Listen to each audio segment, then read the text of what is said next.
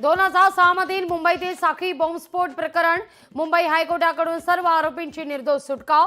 19 वर्षांनंतर आरोपींची निर्दोष सुटका। संजय शिरसाट, संजय गायकवाड, माणिकराव कोकाटे आणि योगेश कदम अंजली दमानी यांच्या टार्गेटवर। या मंत्री आणि आमदारांचा राजीनामा घेतल्याशिवाय गप्प बसणार नाही, दमानी यांचा थेट इशारा। संजय राऊतांकडून हनी ट्रॅपचा गुन्हा दाखल असलेल्या प्रफुल्ल लोढाचा मंत्री महाजनांसोबतचा फोटो ट्विट।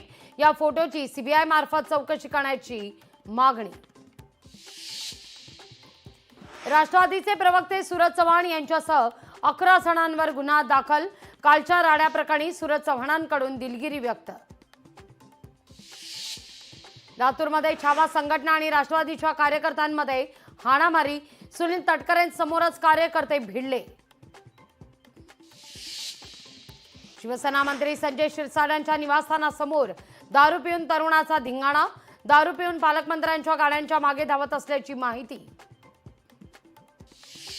मुंबई शहर आणि उपनगरामध्ये सकाळपासून जोरदार पाऊस। 48 तासात मुसळधार पावसाचा अंदाज। आमदार रोहित